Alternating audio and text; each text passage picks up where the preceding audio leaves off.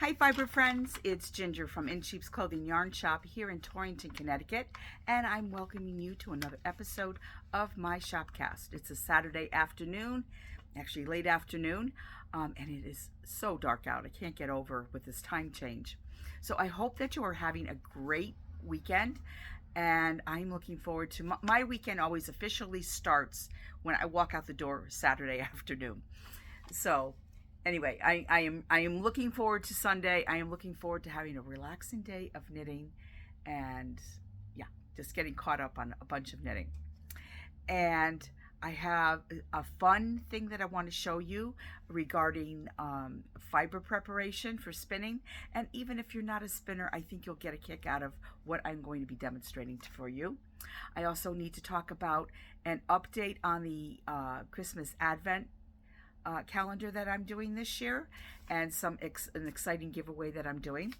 And also I want to talk about the Knit Everyday Challenge that is a fundraiser for the American Cancer Society, and it's for supporting people that are facing cancer. And so anyway, my husband has been dealing with chemo and colon cancer. Actually, he got the anniversary of his getting the diagnosis was Thanksgiving, so we're coming up on that 1 year anniversary. But anyway, it's amazing. I have just been so surprised at how cancer just touches so many people, so many families. I cannot get over how many customers of mine that are facing the same situation in their family or know of somebody. So anyway, so it's really touching home for me this year, and I am partaking in the Knit Everyday Challenge. I am, we are supposed to be trying to raise funds as well. So I do have a Facebook page for this if you want to go on and you would like to donate to this cause. So what I decided that I was going to do is I knit pretty much every day anyway. So what I thought I would do is have a specific everyday knit challenge to do something that I would be donating for charity. And so I started with this hat. I kind of said it. So anyway, I'm just doing my famous little waffle weave hat. And what I would just do is I'm using a washable, like an Encore yarn. And I'll make this hat and then, get what I can out of this skein. I did decide that I had a hat that I said, you know what, let me finish this hat up and that'll be part of the project and I can donate this for charity. But I had this little hat that I was going to do as a sample for the shop. It's just a real simple little hat, and then you just bind off across the top, and it's just adorable. And then, I used up one full skein of, it's by Sirdar, and it's a chunky, Baby Blossom Chunky. And I think I did this on like a size 9 or 10 needle. And I used up every bit of it, made the little tassels with it. So it's just a cute little hat. So I'll probably make a few of those too. So whatever, I'm just gonna find whatever scraps of washable yarns that I have and just whip up some hats. And then I'll just donate them at the end of November. So perfect timing for that as well. So anyway, you might want to join me and maybe make a few hats or mitts as well, and donate them to one of your local charities. So, okay, the picker, I'm thinking I'm going to save that for last because it's loud, and yeah, I'm going to save it for last because it's probably going to make this huge exit for me. So I think we'll do that. We'll save that. So, let me just show you. I got something really cute in the other day. So remember I have the Hardy Craft little animal kits, and I have my own little sample here of Ziggy Giraffe. Well, I got a couple new kits in because somebody brought it to my attention that I did not realize that there's a penguin. So there is Jack Penguin. Look how adorable he is, and he looks like he's a really simple one. Some of them are a little bit, hard, not harder, but a little more advanced than others. But I think this looks like a great beginner project. And look at these great colors that are in there. So anyway, so I got a bunch of those in. And then I also got in Frida Piglet. And her dress looks very similar to the Emma cat that I have. But how cute is that? So anyway, so I have these two new ones in. And we will once again let our siren go by. Just hope it's nothing serious. Okay, so, and what am I working on right now? I'm kind of like, I'm doing the hat thing. I'm finishing up. I have a lot of work to get finished up with the advent calendar. So actually what I'll do right now is I will show you what I'm planning on doing for the advent calendar. Oh, actually, little Nicole, I keep wanting to call her Nicole. Little Noelle, you might have seen this little outfit on her, but she gets to introduce her little partner in crime here, and that is Nicholas. So here is Nicholas. And I have a fun story about Nicholas. But I had so much fun. The little sweaters, they're little matching ski sweaters.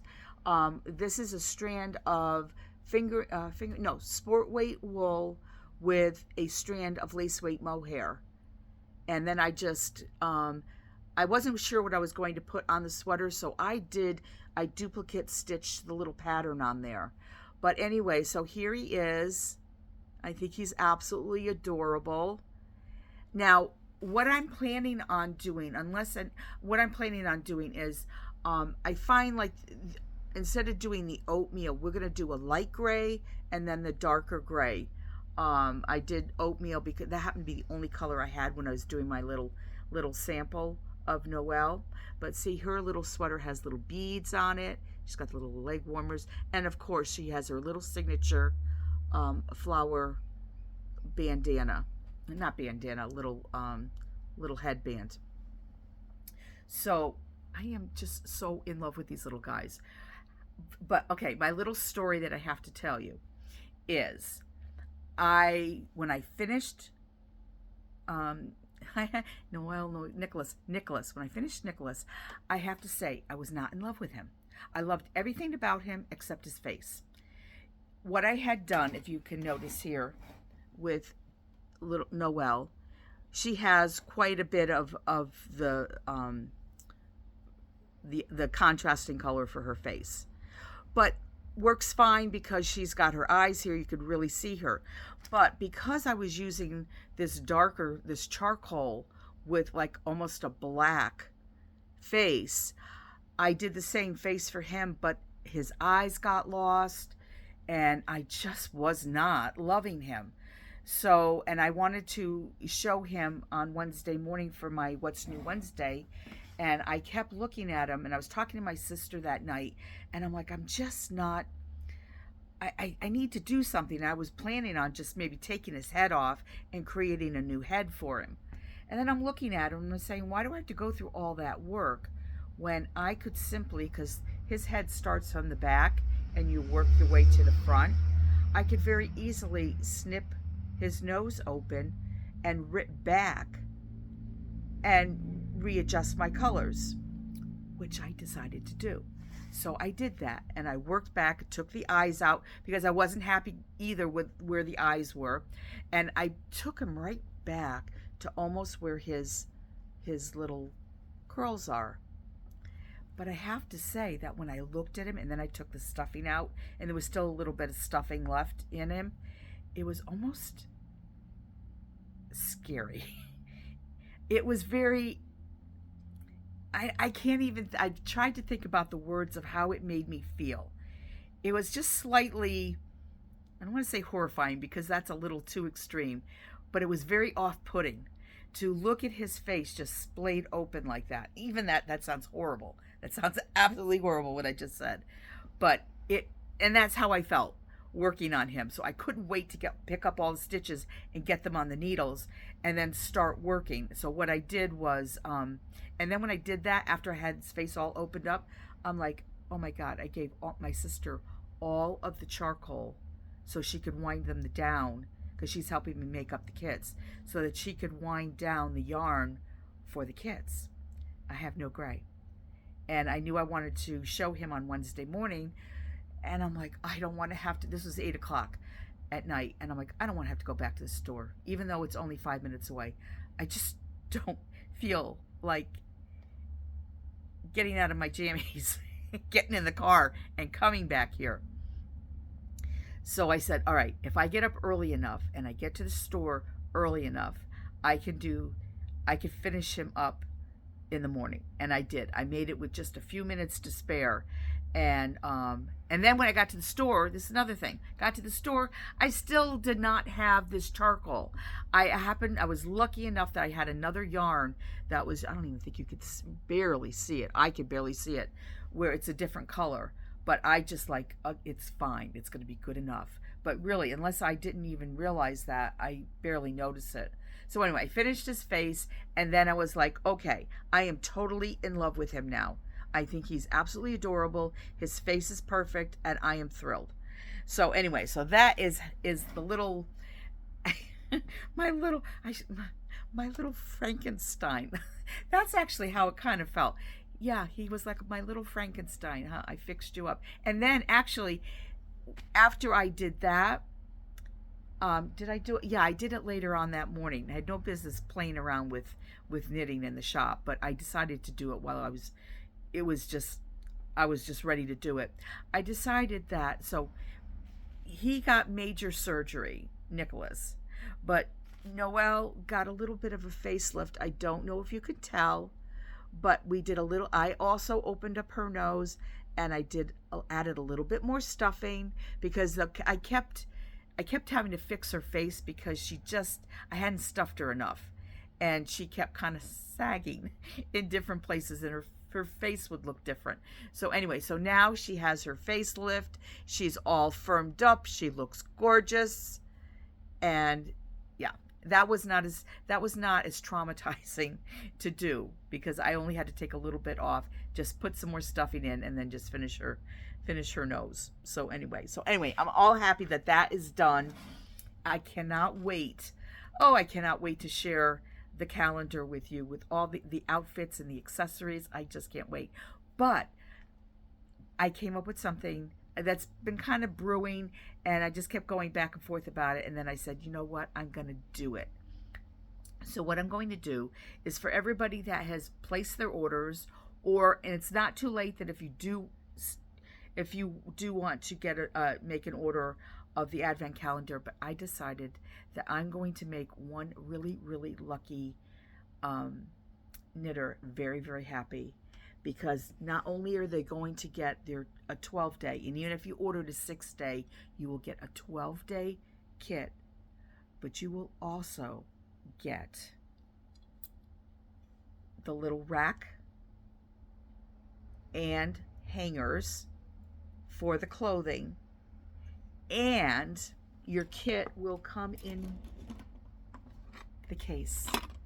I decided I don't need all 3 cases, so somebody will get one of the big case to put your little sheep in, put all your stuff in, so your kit will come in the box, the little trunk. So I am very, very excited about that, and I cannot wait to share that with some special person. So I will do a drawing for that. I haven't decided quite when. It'll be just before. Well, it'll have to be before I am ready to ship, because I need to do it before I'm shipping. So the drawing will be in a couple of weeks. So if you decide that you want to go for the gusto and see if maybe you will be a lucky winner, I will still be taking some orders. But meanwhile, anybody who has already placed an order for their Advent calendar, you are automatically going to be doing a drawing. It'll be included in the drawing. Okay, so I cannot wait. My sister, we keep coming up with more things to try to make it even more special. And she came up with, I can say this because she just, so she's winding the balls down for me. And she came up with a special little wrapper for the yarn, which is just totally cute. I cannot wait. And I cannot wait to share this. So for those of you that might not know, you will be getting your kits. I'm aiming for you to get them like the week of Thanksgiving, so like before Thanksgiving. And then December 1st, I will do every day from the 1st to the 12th, a little opening. Every day we'll open the next day for the Advent calendar until the 12th. And then after the 12th, I will do like I did for the chiclets, that I will make the patterns available on Ravelry. It'll be like one giant pattern, all 12, not 12, all the designs will be included. And I'm not sure that I've made it very clear, but each kit too, you will have enough yarn to do both Noel and doing a blank here, Noel and Nicholas. And you can, you can switch them up. This could be Noel, this could be Nicholas, whatever you want to do. And they don't even have to be Noel or Nicholas. You could give them their own name, whatever makes you happy. Okay, so now what we're going to do is I want to show you my wool picker, and I'm going to give you a little story about how this all happened, how I came across this. So a few weeks back, I had somebody come in the shop. Some gentleman came in the shop, and he said, he says, you have this shop and everything, and you're a fiber. I can't even remember what the conversation was. He was very excitable. And I'm just kind of like, okay, what's going on? And he said, up the street, he says, I found there's this wool picker or fiber picker, I think he called it. And I'm trying to, like, in my head, I'm listening to him, but I'm trying to picture what it is he's talking about. And because he was telling me that it was metal and it was electric, and I'm like, wait a minute, I don't know what he's talking about. And he had at some point had some kind of antique place, a business. So apparently he knew about these kind of things. And the more he spoke about it, the more, and he was just like, you need to have it. You really should look at it. So I said, all right, you know what I'm going to do? I put a sign in the door. I said, I'm just going to go across. I'm going to get my car, because it was just like a block up the street, a couple blocks up the street. He says, right on the sidewalk. There's something else with it, but I don't know what that is. But this is definitely a picker. So I'm like, all right, I have to at least see what this is, because I don't know what it is. So I get my car, I lock up the shop for a minute, go up, and I pull over, and I'm like, what is this? Excuse me. So sure enough, we looked at it, and it's called Wine's Fiber Picker. Now, actually, that makes me wonder, too, whether it is just for wool, or they're not calling it cotton. But, I guess it could be any fiber. But anyway, so what I wanted to do, I couldn't resist. Plus, it was on wheels, and it's small. So what I'm going to do, whoops, let me do this. I am going to push this back. Oh, I didn't realize this mannequin had no clothes on. All right, let's get her out of the way. Okay, so this is the picker right here. Let me push it further back. Okay, if you can see it. And actually what I'm going to do is I'm going to push this down a little. Whoops. So it doesn't fall. Okay, there we go. Okay, there you go. So now you can really see it. Okay, so it's on casters, and it's not that heavy, except the motor part is very heavy. But this is where the wool gets spit out. And then here, I had to actually rearrange my shop today so that I could get close to one of the outlets, because in this store, it's an old store, And I don't have a lot of outlets here. But okay, so this is the back. Okay, so you can see, and if you, it's, I don't know if I can, okay, I'm going to tip this like that. If you are familiar with washing machines, the Wringer washing machines, that's exactly, oh, you know what? That's exactly what it looks like inside. And you can tell it's getting like a little dry. Oh, you know what? I bet you I can, okay, we're going to investigate. I didn't even think about doing this. I'm going to unscrew this. It's just this little, it's aluminum. And let me just unscrew this so that you can really see what it looks like. And I can too, what it looks like on the top, inside. So what you're going to do is you're going to take your fiber and it's going to go in there and then go through the machine, go through, there's teeth inside. That's really hard to see. You have to really get under it to see it. They're really vicious looking teeth. Now I had a Patrick swing picker that it was a wooden and it had like the most dangerous looking teeth, and you would just swing it like this and it would pick open the fiber. So that's how it works. Oh, there you go. It looks pretty simple. Oh, and it looks like, okay. So there you go. You can see the kind of,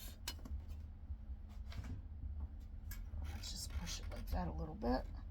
If you can see it. See the two rollers? Yeah, one's really very dry looking.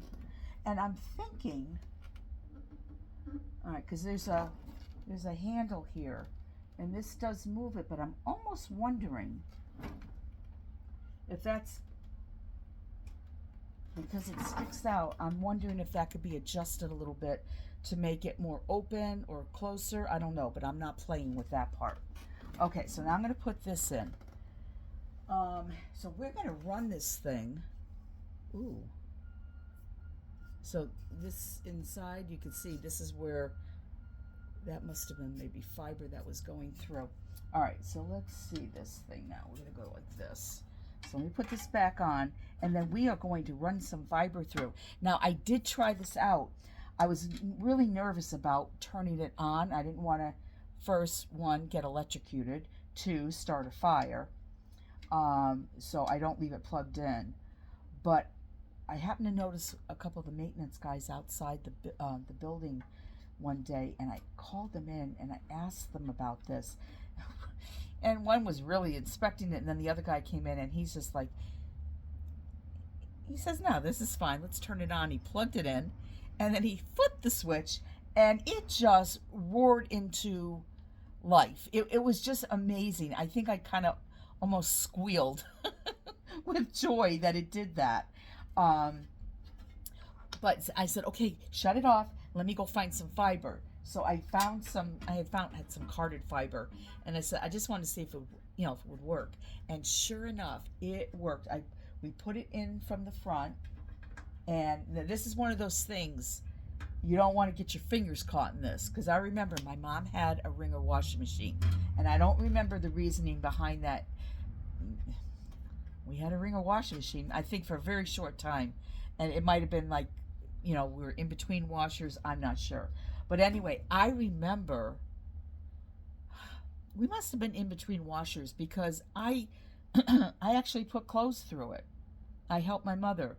But I remember you had to be very, very careful about buttons. You had to make sure that when you put the clothes through, you had to put it in so that the button was inside, so otherwise they would pop right off. So anyway, I learned, though, I'm sure I had a close call. You had to be very careful that you didn't get your fingers caught in here. So we're going to make sure that we are very careful about that. I've been thinking about that. Okay, so all right, let's do this. So yeah, so now I just want to show you. So this big hole right here, this is where the fiber comes, just comes out like big puffs.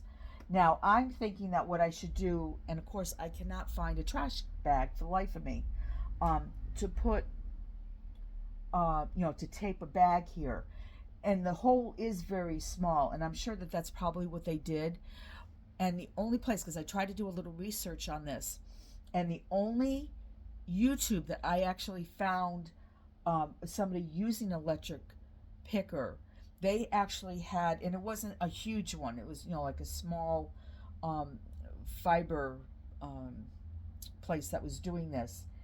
But these actually back up into, you have um, a long tray that you put the fiber on the tray, and then the tray leads up to this part right here, and then it goes in by itself, and then this part here is leaned up against a wall that has like a tiny little room, and then it has like a big container, like a wooden box or something, maybe on wheels, that the fiber gets blown into, and it stays contained into that room.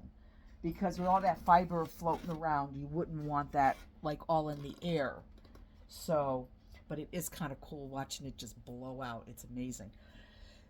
Excuse me. So that is what I'm going to do. I'm going to turn this on, and we're going to watch it work. Okay. Yeah. So I don't have a bag, so we're going to do it without the bag. And okay, I'm going to lean it right up there like that, so that you can really see it. We go. Okay. Let's see what we are here. Okay, so there's that. Okay, so now what I'm going to do is I have a bag of washed fiber, and I'm going to flip the switch, which is right there. And this is, okay, so this is, this is the comb I was using. So this is the step that you would do before carding. Well, that's what I meant to do, is grab my carders to show you what would happen after. But because normally what you would do is you would take this fiber that's been washed, and you are going to, by hand, open it up like this. Picking. You're going to be picking it open. This is a great way for any vegetable matter that you might have that would come out, but also to open up this fiber. So this is supposed to do that for us. So let's give it a shot. Okay, I'm just warning you, it is loud. Okay, here we go. Can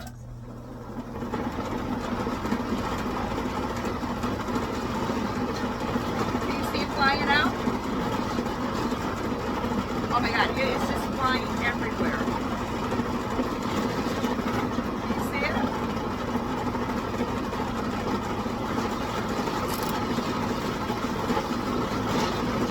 Oh my God, this is too much fun. Okay. Just a little bit more.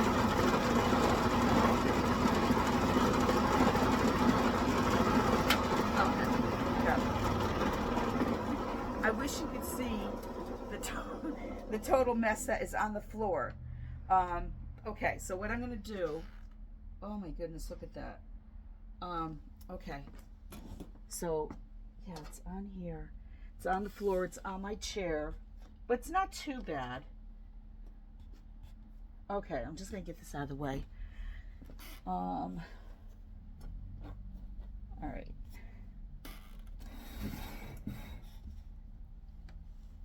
All right, we'll be cleaning this up after, but here we go. So the fiber, I would probably, yeah, it really does open it up. It's so much more open now, and it's all over the mannequin. It's just everywhere.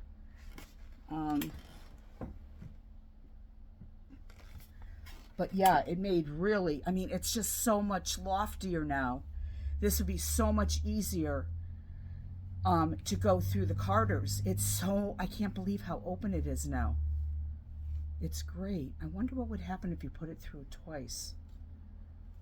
I don't know if that would be too much. Well, I can give it a try and see what happens. But isn't that cool? And the fact that I found, I mean, it's an antique. The fact that I found this, thank goodness for that guy. I mean, I would never have known about it. But the fact that I found this thing, I had only found a couple on, I Googled and I only found a couple that people were trying to sell, but I couldn't find any more information about this. But if anybody knows anything about this, I would love to know. It's called Wines Fiber Picker, model 101. And it has a serial number too, 848. Patent number, and then has an address, Alameda, Linwood, California. But isn't this just the coolest thing? This will be so much easier now to card because it has opened up the wool so much. You saw how much tighter it was before. But this is great. But yeah, you would definitely, just to make life easier, you would certainly want to put a plastic bag over this. But I'm thinking, I mean, I don't really have the need for something like this. I mean, not that I'm getting rid of it, but I used to do a whole lot more fiber stuff that this would have been fantastic for. It would have made washing fleeces that much easier and faster. But I think if anybody wanted to run this through the picker, I've got a picker. If anybody has some fleeces that you might want to stop in and try this out, I am certainly happy to show it to you. But anyway, I'm gonna have to find a little home for this, a little corner. Or I was thinking about making I have those two windows in my two windows, that I could maybe take one of the windows and make a display, my drum carder and this, and just some other fiber related things, and just put it in the window for a little while. But I think that's really, really cool. So anyway, I hope that you enjoyed this little walk down. It's not memory lane because I didn't know anything about this, but I just think the fact that I love old stuff, just love old stuff. So this just makes me so happy. And the fact that it works and does a great job is so great too. So anyway, so thanks so much for watching today. I hope that you enjoyed it. And I will see you again next week. And take care and happy knitting. Bye-bye.